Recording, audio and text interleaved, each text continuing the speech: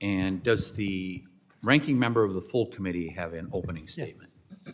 I recognize the ranking member for 5 minutes. Thank you, Mr. Chairman. I certainly want to associate myself with what was just said so well by our ranking member, and I agree that with the exception of Mr. Hurd, every Republican on this committee has a lot of explaining to do about how they let that monstrosity into their bill and also what they're doing right now to make sure that it comes out.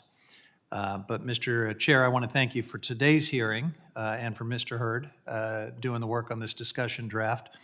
I appreciate the witnesses being here to talk about something very important. I've had a privilege of working with many of the witnesses in developing the Tribal Self-Determination and Co-Management in Forestry Act, which I introduced last week. So we've been thinking along the same lines, Mr. Hurd, Mr. Chairman. And my bill is co-sponsored by the vice ranking member and all the ranking members on our side here in the committee.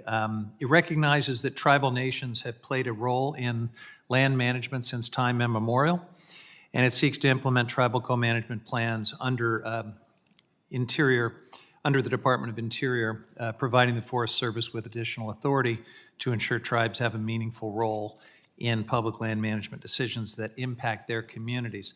I see this issue as a bipartisan opportunity in this committee and something that Democrats and Republicans should be able to work on together despite our other profound differences. And I appreciate that the majority has agreed to include my bill in an upcoming hearing. We hope to get on the agenda today, but I'm glad we'll be in an upcoming hearing to explore how expanding co-management authority for the Forest Service can empower tribes to manage lands in ways that reflect their communities, reduce wildfire risk, support restoration, and help ensure that tribes are true partners in the decision-making process. My bill will also improve opportunities for tribal stewardship at Interior by directing land management agencies to develop co-management plans and by encouraging culturally appropriate training for federal employees. These are broadly supported policy goals, and given the support that my legislation has from our witnesses today and others across Indian country, I remain hopeful that it'll have the support of this committee, the bipartisan support of this committee. Now, as to Mr. Hurd's bill before us, the Forests Act, it addresses several issues that are not new to this committee. One section that caught my attention was the provision to establish tribal prescribed burns and cultural burn demonstration projects, and I welcome his inclusion of that. Before Western settlers criminalized burning to maximize timber production, tribes burned landscapes to regenerate and sustain ecosystems for both ecological and cultural benefit. Today, many of the tribes in my district have been leaders in the effort to reinstate these practices, to clear out vegetation, release nutrients in the soil. These are essential things for many traditional foods and basket materials. And it's also essential to acknowledge that the public lands we have today were built on the dispossession of tribal lands. These public lands include tribal ancestral lands, sacred sites, traditional foods, cultural resources, and generations of history that remain deeply tied to them. The aim of the Forests Act, as I understand it, is an important step in recognizing that reality.